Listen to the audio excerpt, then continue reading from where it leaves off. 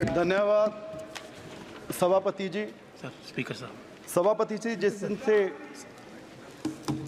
Budget session की शुरुआत हुई है उस दिन से जितने सत्ता पक्ष के लोग हैं एक ही बात कह रहे हैं कि जी भारत की जो जीडीपी है वो पूरे विश्व में 5वें नंबर पर चली गई। अच्छी बात है सर। कल भी एक सत्ता पक्ष के साथी ने कहा कि हम जल्दी ही जी तीसरे नंबर पर पहुंच जाएंगे। अच्छी बात है सर। हम तो चाहते हैं कि हम नंबर 1 पर चले जाएं। पर सर जो सरकार एक नारा देने वाली कि सबका साथ सबका विकास, सर सवाल है 140 करोड़ लोगों का कि हम पर कैपिटा इनकम पर कहां खड़े हैं। सर हम पहले 5 में भी नहीं, 10 में भी नहीं, 20 में भी नहीं, 30 में भी नहीं, 50 में भी नहीं, 100 में भी नहीं। स्पीकर साहब हम 136वें नंबर पर हैं और हम कह रहे हैं जी हम विश्व गुरु बनेंगे। स्पीकर साहब इसमें भी 140 करोड़ लोगों में सिर्फ 1% लोग हैं जिन लोगों के पास देश की 40% संपत्ति है, वेल्थ है। और आप आश्चर्य की बात देखिए कि वो जो 40% लोग हैं सिर्फ 23% कंट्रीब्यूट कर रहे हैं, टैक्स दे रहे हैं और सारा का सारा बोझ सर मिडिल क्लास जो लोग हैं उन पर पड़ रहा है। आप देखिए 32 लाख करोड़ में से 14.5 लाख करोड़ है जो इनडायरेक्ट टैक्सेस है, जो सारे जो आम लोग हैं उन पर लगता है, क्योंकि जो कॉर्पोरेट वाले हैं उनको तो आईटीसी के जरिए बड़ा हिस्सा वापस हो जाता है। उसके बाद जो सैलरीड क्लास है 60% तकरीबन 12 लाख करोड़ हम उनमें से काटते हैं। तो आप देखिए कि 40% वेल्थ वाले लोग सिर्फ 23% पे कर रहे हैं और हमारे मेंबर कह रहे हैं जी वो 3 लाख करोड़ टैक्स दे रहे हैं।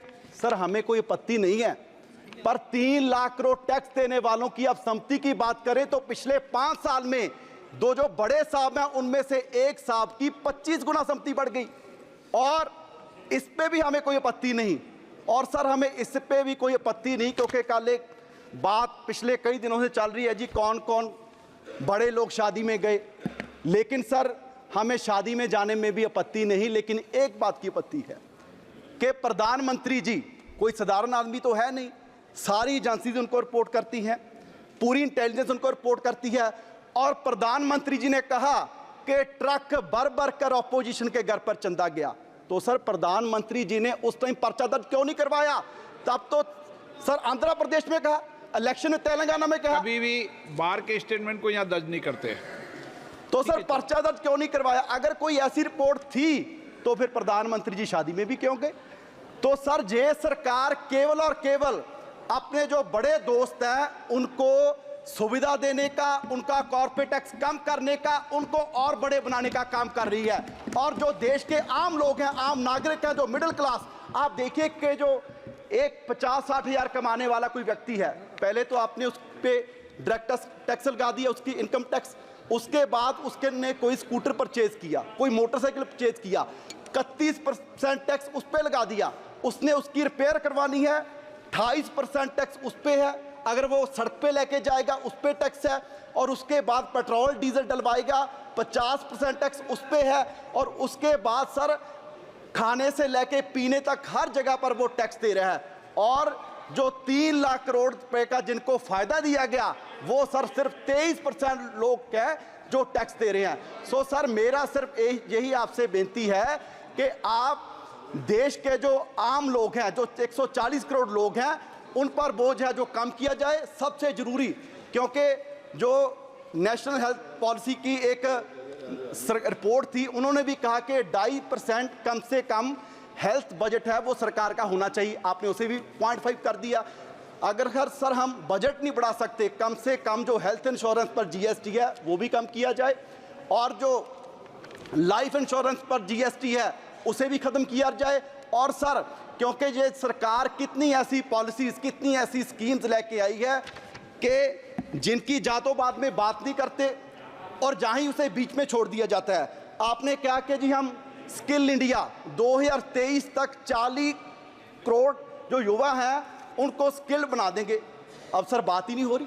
आपने कहा कि फार्मर्स की आमदन है उसको डबल कर देंगे 2022 तक, अब सर बात ही नहीं हो रही। और आपने एग्रीकल्चर इंप्लीमेंट पर भी टैक्स लगा दिया, जिसका सीधा बोझ पंजाब के देश के किसानों पर पड़ेगा। और आपने कहा कि जी हम एफडीआई में कॉर्पोरेट्स को अगर हम छोड़ देंगे तो एफडीआई बढ़ेगी। सर वो भी नहीं बढ़ रही और उसकी बात ही नहीं हो रही।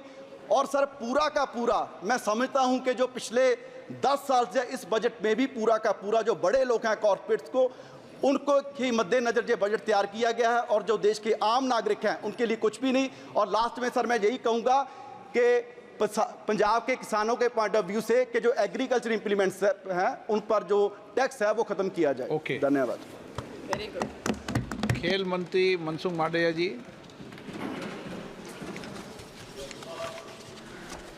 स्पीकर साहब,